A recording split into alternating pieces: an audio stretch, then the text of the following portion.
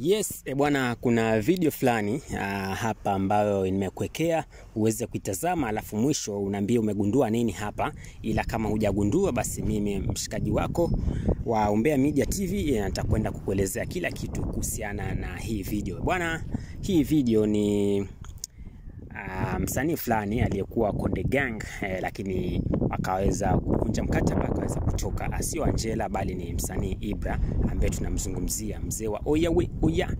Akona gang yake inajulikana kama vile Oya Gang. Bwana, atoke sasa hivi amemaliza kama miezi 5 hivi ama 4, lakini ameachia mangoma makali. Kuna ngoma inajulikana kama vile Beiche, bwana, ngoma kali sana.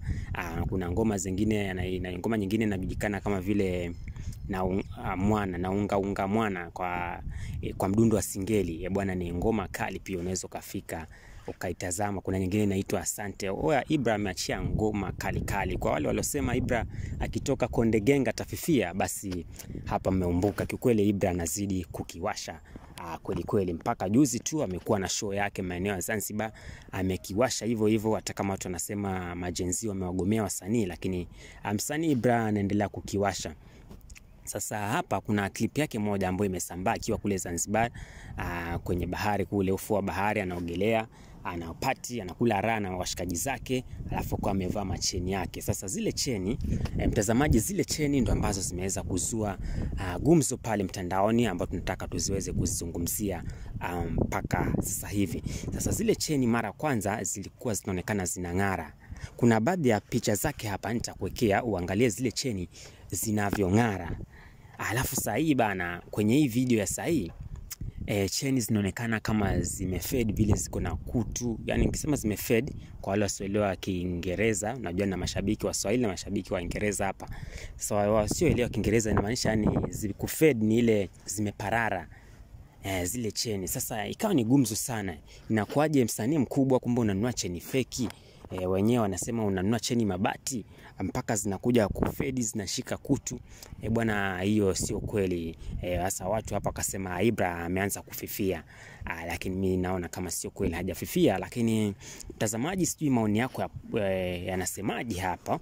Utaweza kuniwekea maoni kupitia comment section ya Umbea Media TV. Unaambia unahisi kwa nini hizi cheni za Ibra zimetulia namna hii, ama imekuaje paka zikaanza kuparara? Ni original ama si original, ama itakuwa ni cheni fake? Sababu mara kwanza amepiga interview nyingi akiwa Wasafi. Kuna interview alienda Wasafi pale akapiga, ikawa vizuri kabisa, cheni kazi zinang'ara. Kuna baadhi ya picha zake amepiga, cheni zinang'ara. Ile clip ya Beiche, cheni zilikuwa zinang'ara pale. Lakini sasa hivi mtazamaji, kutokea uweze kupost ile clip yake akiwa maeneo ya Zanzibar jana, bwana, inaonyesha kabisa cheni zimeweza kuparara namna hii.